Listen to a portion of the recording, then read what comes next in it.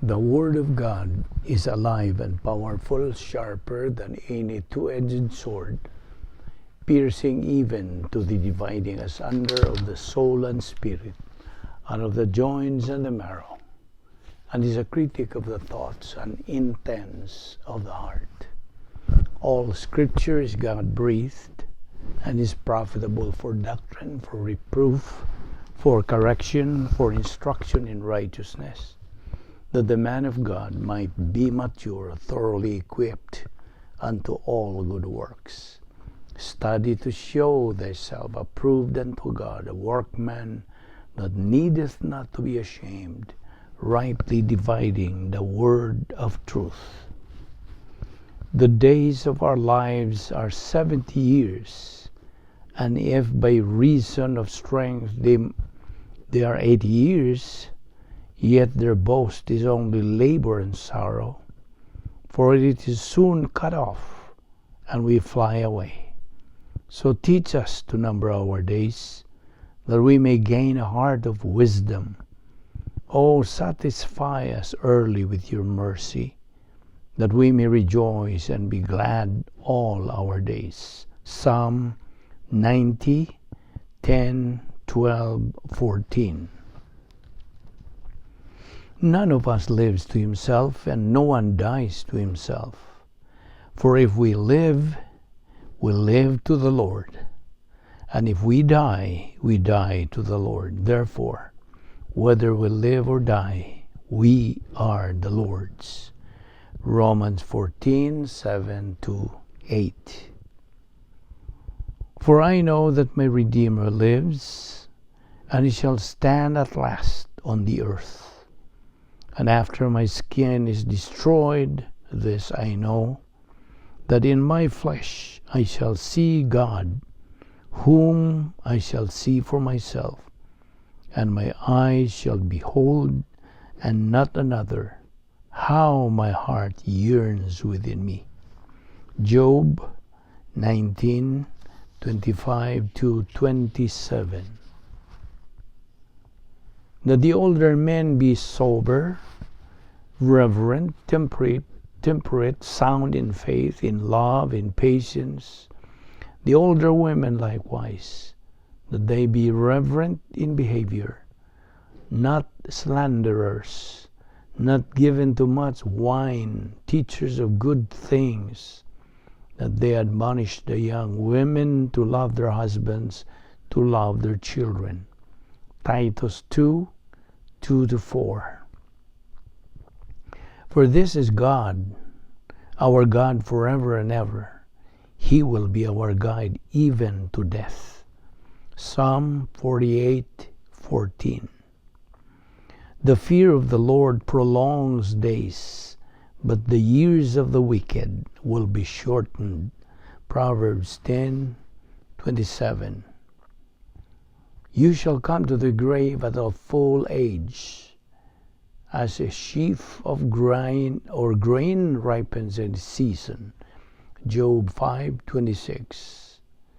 For we know that if our earthly house, this tent, is destroyed, we have a building from God, a house not made with hands, eternal in the heavens.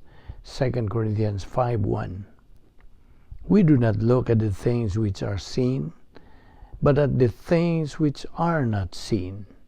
For the things which are seen are temporary, but the things which are not seen are eternal. 2 Corinthians 4:18. Sa dili pa kita magapadayon sa atong pagtuon sa pulong sa Dios nining adlaw, gikinahanglan ang atong pagpangandam sa atong kaugalingon. Susihon nato kung napabatay mga sala. O kini gikinahanglan nga ato kining isugid ngadto sa Dios nga Amahan. Agi og sunod sa iyang mando sa 1 John 1:9, which is the recovery technique. If we confess our sins, God is faithful and just to forgive us our sins and to cleanse us from all unrighteousness. 1 John 1:9. alang kanimo higala nga wala pay kaluwasan. The issue you're facing is not confessing your sins. It is faith in Christ. Faith alone in Christ alone is the only means of salvation. Acts 16:31 agayon, believe on the Lord Jesus Christ and thou shalt be saved. Busa sa hilo magandam tas tong kaugalingon. Let us pray.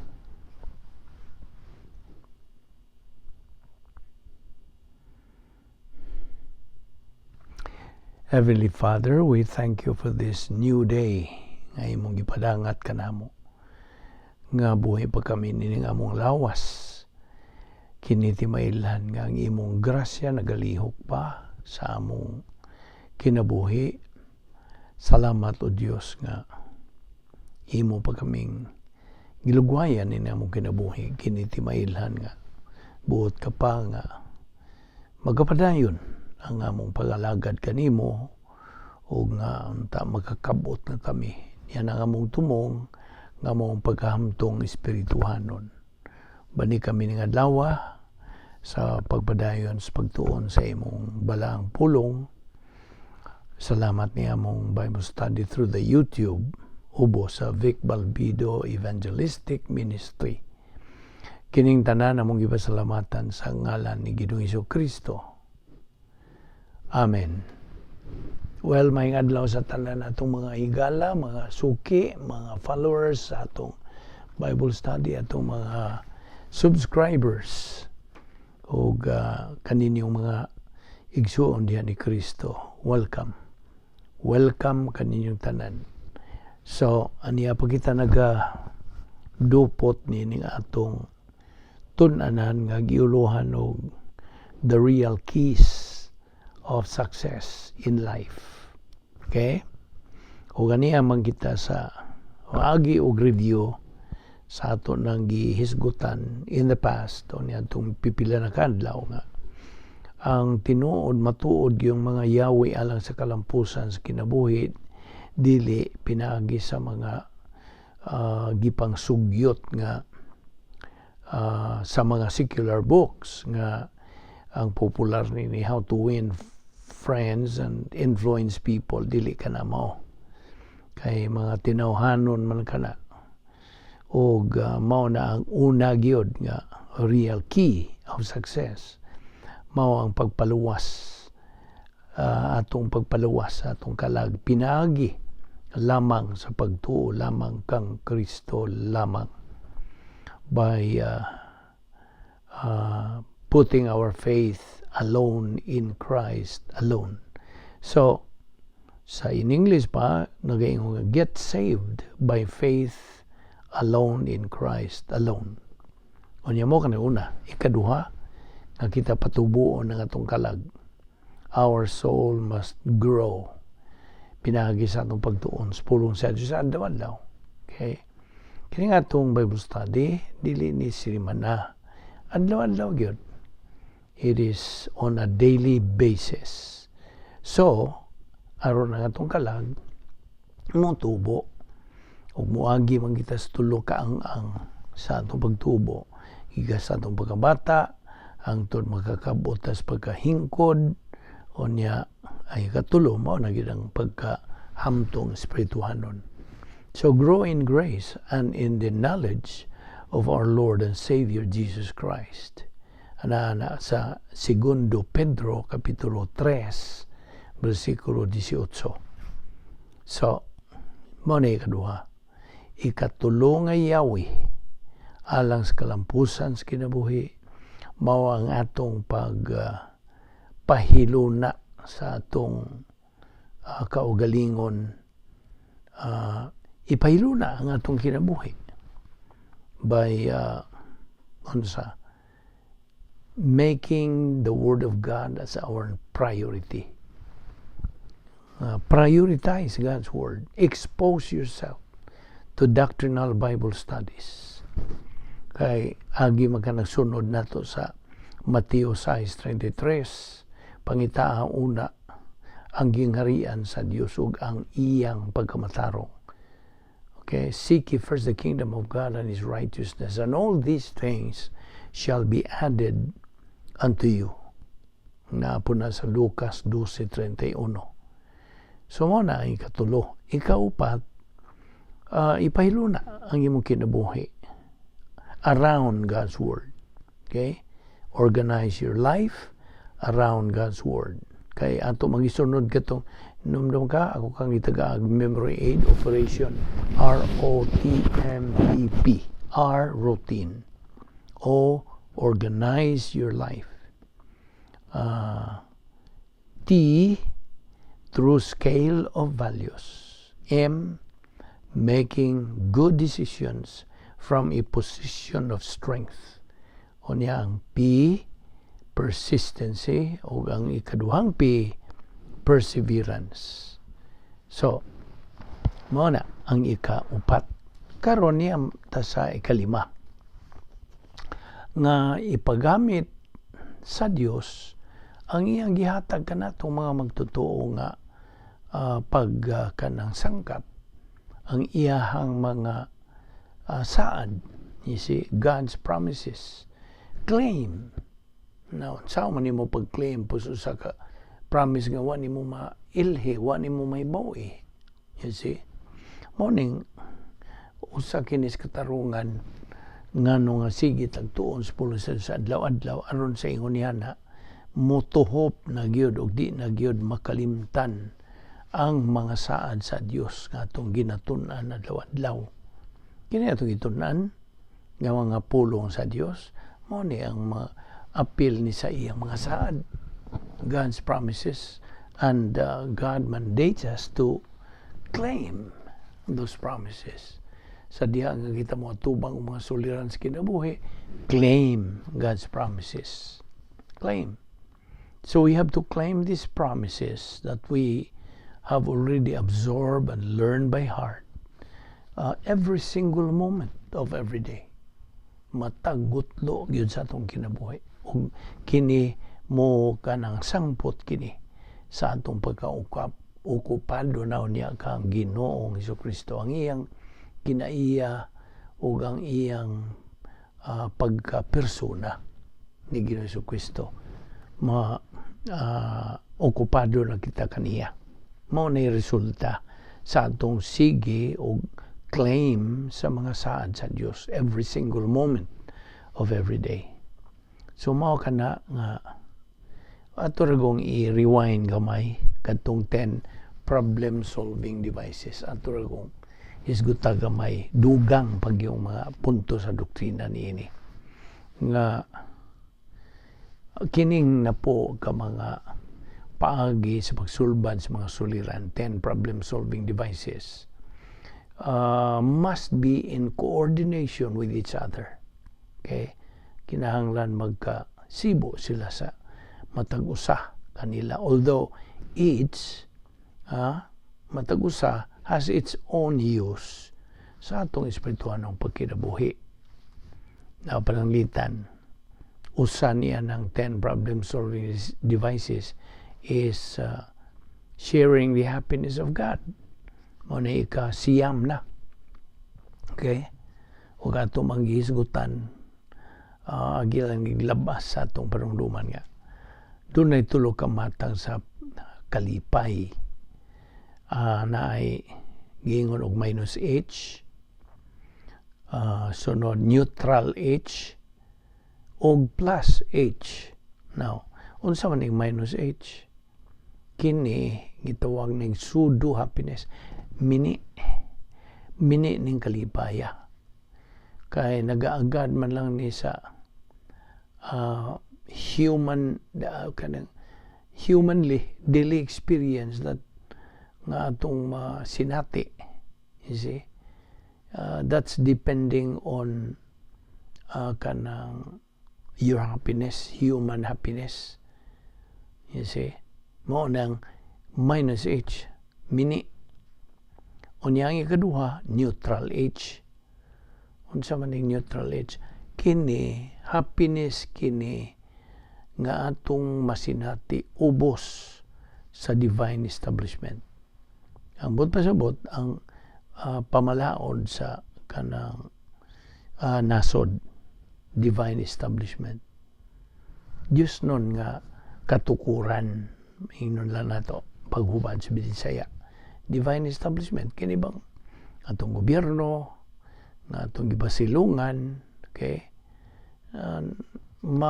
Sinatin nato kining neutral age, niining ubos, niining maong Diyos nung katukuran. Okay? Apa nang ikatulong nga matang sa kalipay mo na nang matang sa kalipay nga dili kini maapektahan sa whatever is your circumstances in life. Dili. Makapobrehon ba o maadunahan ba, haya-kahayahay ba o kanang katalagman ba, dili ni mapiktahan. Kay mo ni matang sa kalipay nga iya sa Dios. This is the perfect kind of happiness that can be experienced while in time. Ngini nga tong panahon pa nga kini magamit na ra ba didto sa eternidad. Akong balikon, kining plus age, ikatulong matang sa kalipay, dili mapiktahan whatever is your circumstance in life. Matang kini sa kalipay nga hingpit, nga atong masinati, samtang niya pataning panahon na, od kini that can be used in eternity. Ato na ni magamit didto. O kini ang maong matang sa hingpit nga kalipay, gidisinyo kini for living and dying now. Gidisinyo yun. This perfect happiness is based on saman nga bersikulo. Proverbio 3:13. Ang gisulti is Proverbs chapter 3 verse 13. Nagaingon kini og, blessed is the man who finds wisdom and the man who gains understanding. Okay? So blessed is the man who finds wisdom, ang kaalam, and the man who gains understanding. Na siya kaalam, kahibalo. Okay? Now, ang atong pagbati, feelings, emotions, what's the function niya? What is his right function? Is responder. Responder ning atong emosyon. Dili ni siya initiator. Okay? Ang initiator ang atong panguna-una. Sabtag yun na. Okay? Mo ni function nga gidisenyo sa Dios. Mo na nga kung ang ato ng emosyon, atong pagbati mo imuhari, mo dumala sa atong ginabuhi, then mo na wa matunong sa disenyo sa Dios. Feelings have nothing to do with this kind of happiness nga atong isgutan. Wala. Kining plus H nga atong isgutan. It is what you have in your mind. Mao na unsay anaa diha sa imong pangunahuna. You see? O niya, naghisgot ra ba na nga in love, sa gugma, kung bahig gugma, there is no fear. Walay kadlok. That's why fear, the Bible says, is sin. Sala. Kung ikaw mahadlok, mo ka ng bati, nakaghadlok, nagasala ka na ba? Kaya ang imong paghadlok ka na nagpailang mo kay pagsalig. So, if you trust, you do not fear. But once you fear, you do not trust. Klaro man na kayo. Simple logic. So, nasayo naman ang pagbati, igo na ng mutubag. It's just a responder to the mentality nato sa atong pangunahuna. From now on, kalimtin na lang imong pagbati sa diha nga when it comes to plus H. Kalimtin na imong pagbati. Kaya wa na ilabot niya na. Okay, Psalm 97:12. Unsay gisulti diya? Rejoice in the Lord, you who are righteous, and joy on the upright in heart. Now, sa mga tanong ko nimo, luwas ka ba? Kung ikaw luwas, you are now declared righteous. Gi kanang angkon kanang nga namatarong na. You are declared righteous because God imputed His plus H diha nimo. Nasabot ka? Mo'y hinungdan ngano nga ang Dios makahigugma na kanimo tungod niya ng iyang kaugalingong pagkamatarong o hingpit nga kalipay nga naa na diha kanimo. Why is a believer who has gratitude does have perfect happiness, etc. Ngano man? Because God gave all those to him. Mo na inungdan. So, nakasabot ka ba itong akong patinaw nimo? Na kay mahigugma ka na sa Dios tungod kay naa naman kay iyang pagkamatarong o ganiya kay gihatagan ka niya sa plus H. You see? Now, okay. Ato ragong hisgutan may tungod ni Pablo. Si Pablo, Apostol Pablo. Paul, in looking back over his recent recovery, iyang paghiuli na, nakaamgo siya nga didto pa siya sa ang spiritual autonomy. Wa pa gyud siya makakabot sa iyang tumong, iyang goal, objective nga spiritual maturity. So mo nang forgetting the things which are behind. So he kept on pursuing the objective. Padayon gyud siya. Nagmalahutayon gyud siya. He became aggressive. Samot siya ang pagka mainiton to pursue it with more metabolized doctrine. Niya iyang gigamit ang kanang divine omnipotence, ang kinaiya kana sa Dios. Iyang gigamit ang 10 problem solving devices in momentum testing. Kaya mo man yun sa diha nga naay mo abot na tong momentum test, gamiton ginato ang 10 problem solving devices. Usa niya na, you can just hold button lang nimo kanang mo imong gamiton. So kini si Pablo misunod siya sa panigingnan ni Ginoong Jesucristo, sa iyang pagkatao ba ni Ginoong Jesucristo atol sa iyang unang paganhi sa kalibutan during his incarnation. Now, sa diha, paminaw, sa diha nga kita nga mga magtotoo, makakabot na, makadangat na, makatungtong na, niya ng ang espirituanong paghamtong, spiritual maturity. Ani ay mga characteristics of spiritual maturity. Unsa may laingan sa spiritual maturity? Halimbawa ka, nakainomdom ka? The Christian way of life. Mo na laing definition sa spiritual maturity. Okay. Okay, niya ang mga characteristics, ay ang mga kinaiya. Ang iya bang mugawas yun, natural. Natural ba lang, automatic, na siya ay maximum contentment. Kontento na yun siya. Philippians 4:11-13, John 5:11. Unsa pa? Na siya ay mental stability. Nanay kaligon ang iyang pangunahuna. Okay? Di na siya matarog. Roma 8:24-25. Ikatulo, na siya ay gitawag og maximum use of virtue love as a problem-solving device. Virtue love. Bertud nga gugma. Virtue love. Okay? Unsa man this is a byproduct of his spiritual growth. Mga characteristics lagi niya unsa pa na siya cognitive independence.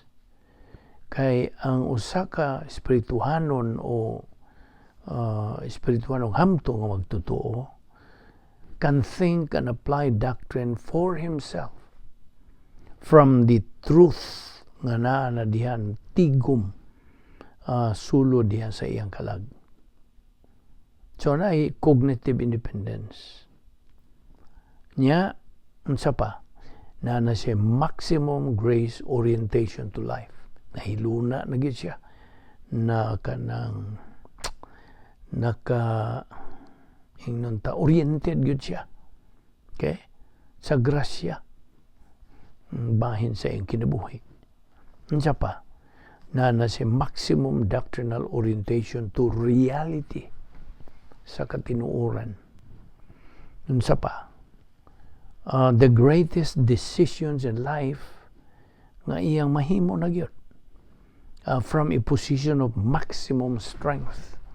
Unsa maning from a position of maximum strength? Ang iyang pagkamalaho tayo no magkanunayon pagpuyo niya sa iyang dapit nga may gahom sa Dios. Operational divine dynasphere. So na siya nini maximum grace orientation to life, maximum doctrinal orientation to reality. Unya na siya the greatest decisions in life gikan sa position of maximum strength. Unsa pa na siya maximum control sa iyang kinabuhi. Makadumala na siya. You see? Unya gawas pa niya na siya maximum dynamics sa iyang pagkinabuhi. Nya na siya escrow blessings. He is anticipating this as he is already advancing o nakakabot na siya sa iyang objective, iyang goal, the spiritual maturity. Na siya escrow blessings. Kini mga escrow blessings mo ni mga panalangin na gyud. Mga temporal. Nining kalibutan na ba pahimos na kaniya na kay nakita naman sa Diyos nga ikaw kalifikado na. You have now the capacity to receive those escrow blessings. Ano magkapahimos yung samtang niya pagka nining ikaduhang bahin sa plano sa Diyos. Kanya na nakalifikado ka na for evidence testing. Maabot pa bang ang evidence testing? Testingan pag yun. Ipakita gini mo ang kanang pagkamatuod yun, evidence testing. Gawas pa niya na nakakabuot ka na sa kanang final phase of the unique spiritual life. Final phase. Now, okay. Mao na nga kitang mga magtotoo. I hope nga nahimo na kanang second nature nimo as a believer nga. Sa diha nga makaalinggat kita nga nakahimo og sala. Diha gamit dayon kita sa gitawag og unsa rebound technique. In fact, mao ni nag-una sa unsa sa kanang pagsangkap sa Dios kanato nga unsa 10 problem solving devices, rebound mo nag-una gyud. Okay? Aron malimpyo gyud nga atong kalag nga wa gyoy mancha diha sa sala. It's possible di ay na dinhi nato makatuni sa pulong sa Dios nga naa di ay kanang puruhan nga maka kinabuhi kita nga we are free from any sin. Nga himuon na nato kini second nature sa atong routine nato ingon nga mga magtotoo. So, rebound. When we kanang confess our sin, sa diyang nakalinggat, nagabuhat ang sala, once we confess a sin, the justice of God is free to forgive that sin tungod kay ang hustisya sa Dios na tagbaw man didto pa gani dito sa cross. You see, the justice of God is free to forgive that sin because the justice of God was satisfied already at the cross. Now, hinumdumi, kining prinsipyo, unsa man gani ang gipangayo o what the righteousness of God demands, ang hustisya sa Dios mo tuman. Sa in English pagod, kining prinsipyo what the righteousness of God demands, the justice of God executes. Sabot ka? So, ang sala, dili na kanang issue. Sanglit, ang hustisya sa Diyos, natagbaw naman lagi. The issue of sin is no longer kanang valid. Doon na. This sin is no longer the issue. Since God's justice has already been satisfied, natagbaw na.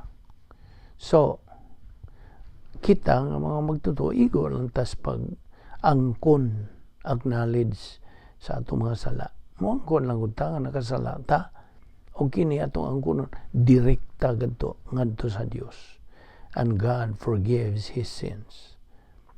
And in fact, this is a private matter between the believer and God. Basta private matter kini. Therefore, kung bahay na ganing pag-antos, maabot man yun na pag-antos, maabot sa itong kinabuhi, suffering is not bad for a believer. The believer instead should consider suffering as a friend. At tumampun ng gisgutan last time. Ayaw ang kuna nga yung pag-antos, dautan, ayaw. It's not bad. Instead, ang kuna ka na nga imong higala. Again, why? Because this is God's alert system. Alerting us that, alerting us, oops, we are out of line. You are out of line. Sa diha nga makasala ka. You have sinned. So, what should you do right away? Rebound. Nga. Ato ning gisgutan, pagpainomdom gyapon nato. Kay basig nakalimot ta.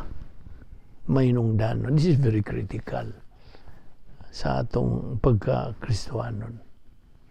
Now, timan ato naman po ning gisgutan, of course. We are not punished for the sins we commit. Kadungog ka? Wa ta kanang disiplinaha o kanang wa ta latiguhain nun ta, we are not punished tungod sa mga sala nga atong nabuhat. Ang disiplina nga atong naangkon is often worse than the punishment would be if we were punished tungod sa atong mga sala nga atong nabuhat. Kung balikon, the discipline we get is often worse than the punishment would be if we were punished for the sins we commit. Unang lugar, firstly, kastigo kita, gidisiplina kita sa atong kaugalingon. We are punished by ourselves for the sin that we commit. And secondly, kastigo kita sa Dios for our disobedience sa iyang mga pulong, iyang mando. You see? That is what we mean by double punishment. We will take up this particular subject for the doctrine of double punishment. So, the issue of sin is no longer true. Stop. Or sin is no longer the issue in salvation. Tungkol mo ng prinsipyo, forgiveness of our sins as unbelievers only happens when unbelievers believe in Christ. Binisaya. ang pagpasaylo sa atong mga sala, ingon nga mga dili magtotoo, mahitabo lamang sa diha nga ang di magtotoo, mutuo, mudawat kang Ginoong Jesucristo. Mao na panahon. We are only forgiven when we decide to believe in Christ alone. Mao na. Outside of it, wala. Post-salvation sins. Ano sa manibot pasabot? Post-salvation sins. Mga sala ba nga itong ibuhat, human ta maluwas. Kaya na pa man lagi tayo kinayang magasasala mo na sigbuhat patag sala. You see? Until nga ka na mabuntog na yun mo ka nang maong batasan na nga, sige tag pagkasala. Automatic na lang yun, inikasala na ito, rebound na yun.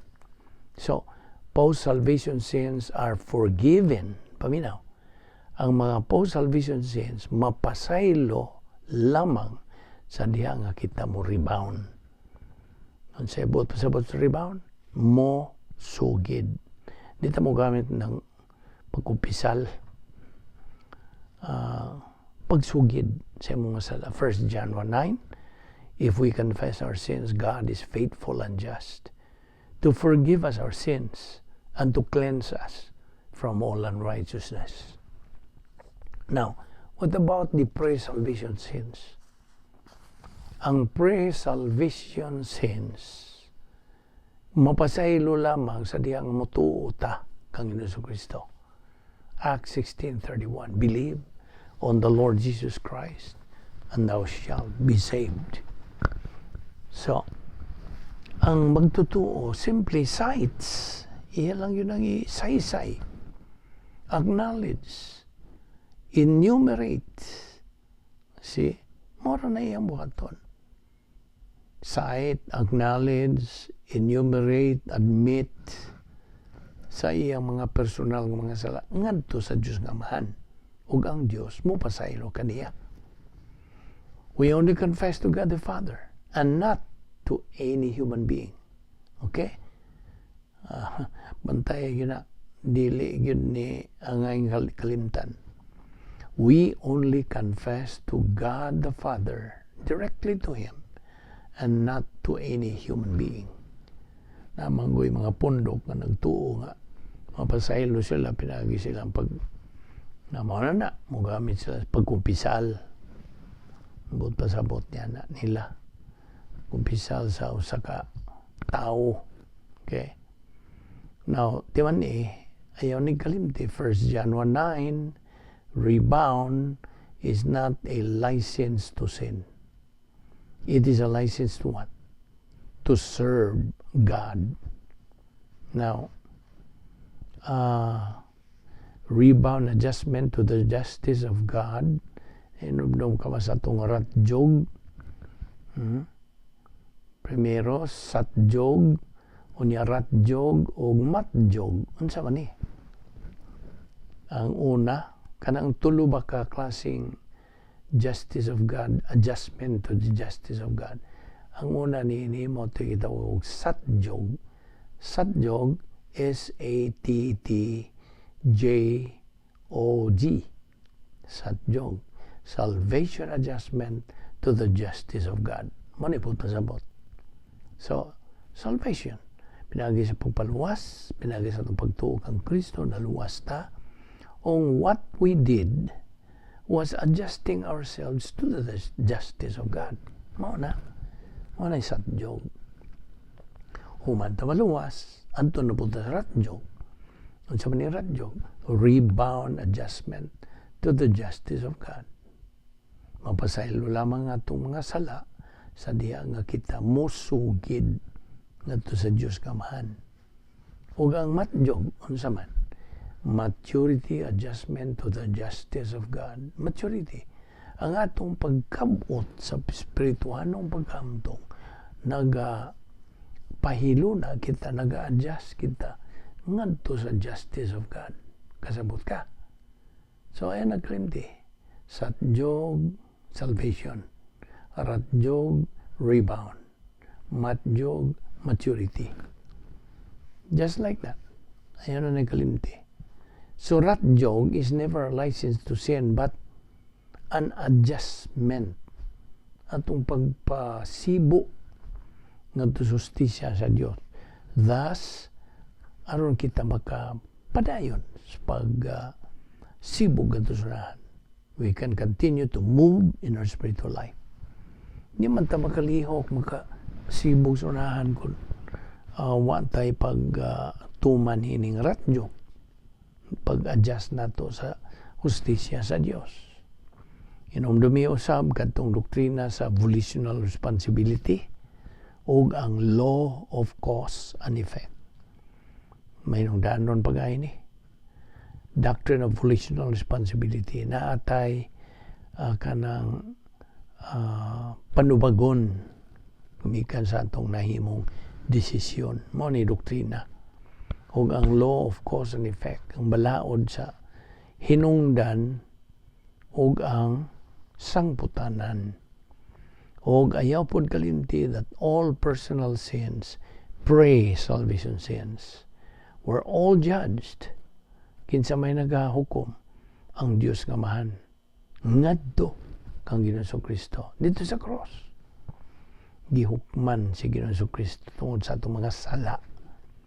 O na nga, mo ito gitawag ang pre-salvation sins. All our sins have all been taken care of ni Ginoong Kristo. Siyang pagkamatay dito sa cross tungod sa atong mga sala. Kung kitang mga magtotoo, gimanduan to maintain pagpadayon, pagka malaho tayo sa itong espirituanong pagkinabuhi. Sa maning spiritual life sa Grigong pulong, Eusebia nga nagkahulugan og pagka-Diyos nun, godliness. Now, pag-silutan na bagyod ta for not perpetuating our spiritual life and for disobeying sa mga mando sa Diyos. Now, we are punished. Ano man tanggi kanang disiplina man ta. Gigastigo man ta. Nganuhan, we are punished because we are carnal. Kay ang nagadumala na nato sa dihang makarnal ta, ang ato namang USN, atong kinaya magkasasala mo. Mo ni mo hari ba, mo dumala na sa itong kinabuhi. Then, God disciplines us. You see? Yan na karnal man lang kita. Mo na una, ikaduha, because we do not use the divine solution of rebound. You see? So, mo na kastiguhon punta sa Diyos. Disiplinahon ta niya. Ikatulo, tungod kay ang perpetual carnality, parihara magunag imong gipaong ang Espiritu Santo. So, mo na nga, gidisiplina punta tungod niya na. See? Ang una, gidisiplina tungod kay na karnal ta. Kaduha, gidisiplina ta tungod kay wa ta mo gamit sa divine solution nga rebound. Katulo, gidisiplina ta tungod kay na perpetual carnality naman ta. Nagpatuyang naman lang sa pagkakarnal. Kung ganang pagkakarnal, sama raman na sa atong gipawong ang Espiritu Santo. Mao nang gidisiplina ta. Okay? So, din nilang kita ko to bron, adlawa. At ipadayon ni ugma. Daghan patag paghisgutan bahin ni magampo ta. Umaana mo nga Dios, ang salamat kami kanimo nining grasya nga mong gipahimuslan nining adlaw. Salamat sa imong pag-uban kanamo, pagpantinaw kanamo sa imong kamatuoran. Og nining among Bible study through the YouTube. Salamat. Og kining maong among Bible study ubos kini sa Balbido Evangelistic Ministry. Panalangin ni kini o Dios. Gamita kini sumala sa imong kamubuton aron mapakaila pa masangyaw pang imong mayong balita sa kaluwasan o imong mga kamatuoran. Salamat Niini dada kami pagbalik ugma aron kami magkapadayon sa among spiritual momentum.